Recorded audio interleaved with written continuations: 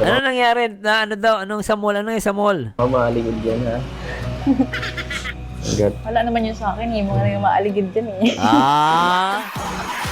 So, ibig sabihin, sa mall, iniwan niya si Beyonce.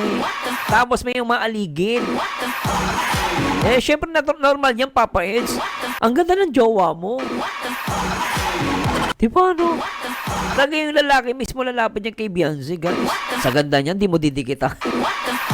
Mamalay ba nilang may boyfriend, di ba? Baka hindi nila kilala si Beyonce. O, tuloy natin. Kaya, ay maganda yung damit, ah. Di ko napansin yung damit, ah. Tingnan niya, guys. Ulitin natin yung portion na isa pa. Ang ganda. Hindi na. Wala yun. Ulitin natin. Maganda yung damit niya, tapos yung sagot niya, tawag dito guys, nag-correlate eh. Kumbaga may, tugma eh. Yung damit ni Beyonce sa aking sagot niya, tignan niya guys, ha. Tignan niya. Bumira ka? Umalis na ako? Oo. Hindi na. Wala yun. Sa mga mahaligid yan, ha? Agad. Wala naman yun sa akin eh. Mga nang maaligid dyan eh. Wala naman sa akin yung mga umaaligid dyan. Tama si Beyonce doon. Kasi sabi dito sa damit niya, I lock my heart. I lock my heart.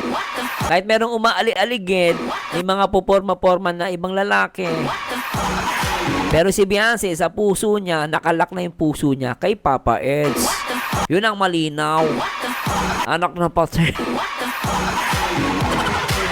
Diba guys, no?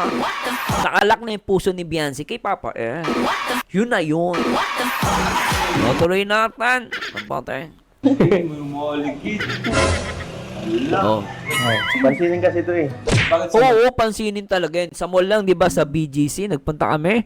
Naglalakad si Beyonce, may mga lalaki nakatingin sa kanya eh. Dumaan si Beyonce. Talaga halos mabali yung leeg ng lalaki. Kasi maganda si Beyonce kaysa person pag nakita nyo. Matangkat tapos sex.